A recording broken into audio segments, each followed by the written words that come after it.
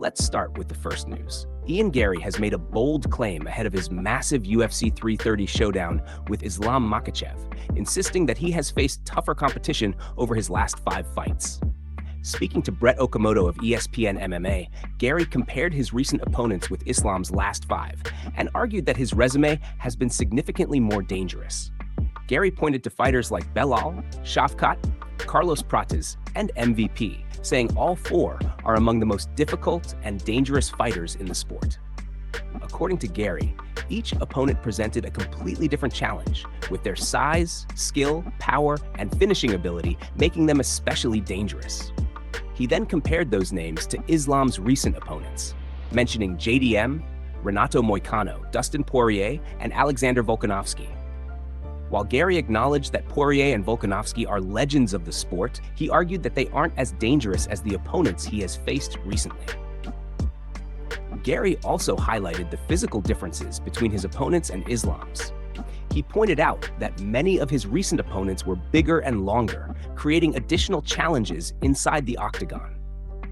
He specifically brought up Shavkat, who was undefeated at the time they fought, with an impressive finishing record. Garry also mentioned Carlos Prates, who entered their fight riding an 11-fight knockout winning streak. For Garry, these victories and challenges prove that he has consistently competed against the highest level of MMA competition. Now, as he prepares to face Islam, Garry believes this fight will give him the perfect opportunity to prove just how good he really is. He is confident that when the cage door closes, he will show the world why he believes he is truly great. Move on to another news. Quillan Salkild's incredible victory over Matalo Gamrot has sparked major discussion about who he should face next, and one interesting possibility is a showdown with Ilya. Salkild was already considered the favorite going into his fight with Gamrot, especially because of his dangerous striking and overall skill set.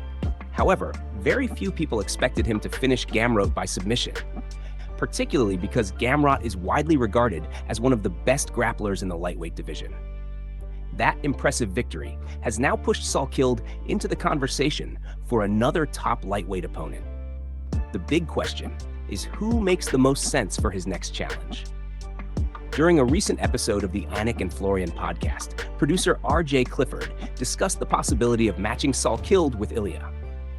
He explained that Ilya could be an interesting opponent because he has a long break ahead of him, and the matchup could give Salkild a massive opportunity to prove himself against one of the biggest names in the UFC. Clifford even suggested that if Salkild managed to do to Ilya what he has done to his previous opponents, the UFC might as well crown him champion immediately. However, there is another matchup that appears much more likely. The discussion also focused on Ilya facing Paddy Pimblett.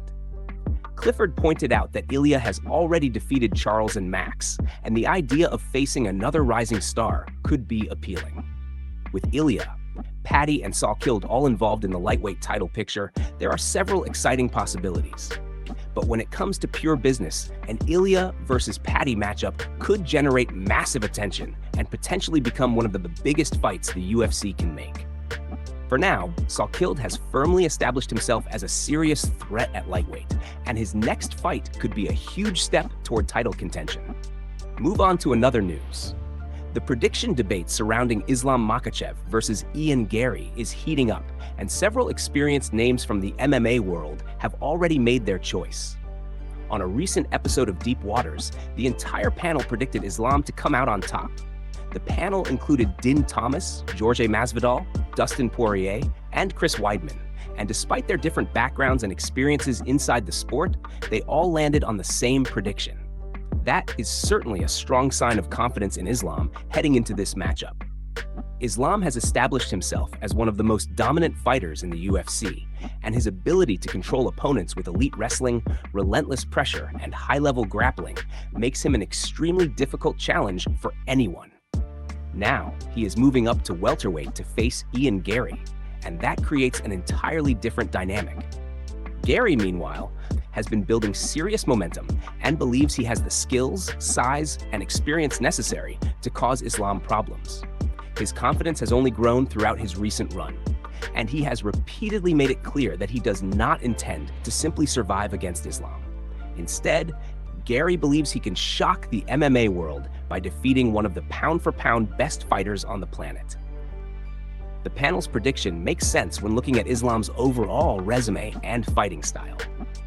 His ability to dictate where the fight takes place could be a major factor, especially if he can consistently close the distance, get Garry to the ground. However, there is always a chance for an upset.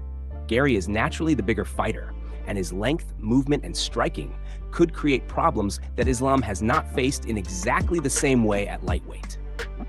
If Garry can maintain distance, avoid getting trapped against the cage, and force Islam to fight at his preferred range, the matchup could become much more competitive. And considering how unpredictable this year has already been in MMA, completely counting Garry out would be a mistake. The majority may be backing Islam, but Garry only needs one performance to change the entire conversation.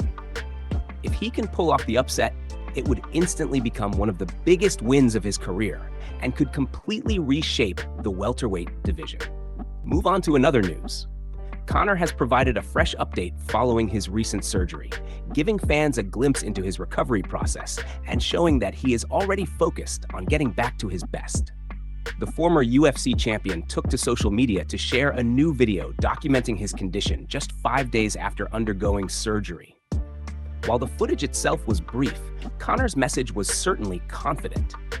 In the video, he highlighted his current situation and said, "That's what setting records looks like."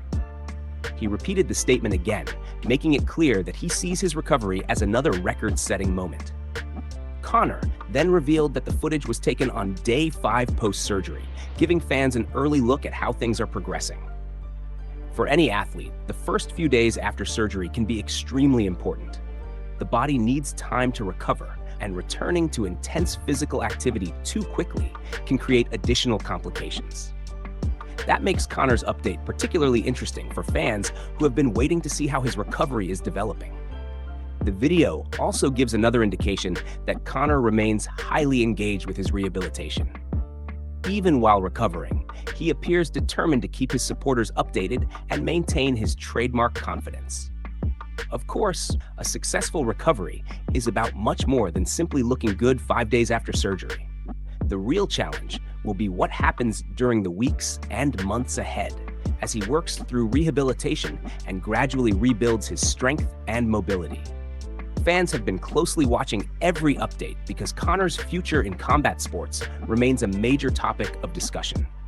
Any new footage from his recovery can quickly generate attention across the MMA community. For now, the biggest takeaway is that Conor is only 5 days into his post-surgery recovery, yet he is already sharing footage and speaking with confidence about the process. Whether this recovery ultimately leads to another major fight or simply marks another chapter in his career, his latest update shows that he is determined to stay active and keep moving forward. The road back will take time, but Conor clearly wants everyone to know that he is still focused, still motivated, and still pushing through the process. This is only day 5, and the recovery journey is just getting started. Move on to another news. Islam has shared a very interesting message about Ilya and his chances of becoming a UFC champion again. During a recent interview with Demetrius Johnson, Islam was asked about Ilya, his current situation, and how he believes the former champion can bounce back. Islam made it clear that he still has a lot of confidence in Ilya and believes the young fighter has plenty of time to rebuild his career. According to Islam, Ilya is still young and has enough time to return to the top. He expressed hope that Ilya will come back, put together strong performances, and eventually find himself holding UFC gold once again. Islam also explained why he believes Ilya has the tools necessary to become champion again. He pointed toward Ilya's dangerous punching ability, his wrestling, and his overall ground skills as some of the biggest strengths in his game. Islam basically sees Ilya as a complete fighter who already possesses the physical and technical abilities required to compete at the highest level. However, Islam also emphasized that one important factor will determine whether Ilya can truly make another championship run: focus. If Ilya can regain his focus, continue improving, and approach his next chapter with the right mindset, Islam believes he could potentially become champion again. Of course, Islam admitted that nobody can predict exactly what will happen next. MMA is an unpredictable sport, and one fight can completely change a fighter's career. He also pointed out that a major fight can change a person's life, but the direction of that change isn't always obvious. A victory can open the door to a championship run, while a defeat can force a fighter to make major adjustments.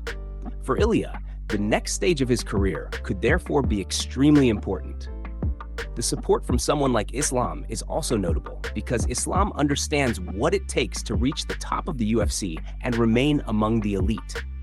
His belief that Ilya can return to championship level shows just how highly he rates his abilities. Ilya has already proven that he belongs among the best fighters in the world, and Islam believes there is still another championship chapter waiting for him.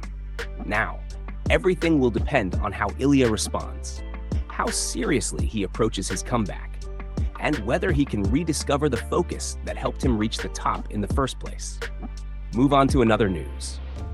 Joe Rogan is once again defending Tom Aspinall following his eye poke situation, and this time he is calling for a new UFC rule that could completely change how fighters are punished for eye pokes. During a recent discussion, Rogan explained that he believes the eye poke was a serious foul because losing vision in one eye can dramatically affect a fighter's ability to protect themselves. He pointed out that when you cannot see properly from one side, you may miss attacks coming toward you. In the middle of a wild exchange, a fighter normally relies on their peripheral vision to react, duck, or avoid incoming shots. But when one eye is affected, those reactions become much more difficult. Rogan also emphasized that Aspinall did the right thing by dealing with the situation instead of continuing while his vision was compromised. According to Rogan, Aspinall deserved much more support from the MMA community after suffering the injury. He believes the foul should have been taken seriously, especially because the consequences of an eye injury can extend far beyond a single fight. But Rogan didn't stop there. He proposed a simple punishment that he believes could discourage fighters from extending their fingers toward an opponent's eyes. Rogan suggested that every time a fighter touches another fighter's eye, the offending fighter should immediately lose 1 point. His argument is straightforward. If fighters know that every eye poke will automatically cost them a point, they will have a much stronger reason to keep their fingers away from their opponent's face. Rogan also mentioned that Aspinall appears to be doing better now, which is encouraging news for fans. However, he acknowledged how serious the situation has been, especially Aspinall required two eye surgeries. Rogan finished by expressing hope that Aspinall can recover fully and return to competition later this year. For now, the focus is on Aspinall's recovery, while Rogan's proposed rule could add even more pressure on the UFC to address eye pokes.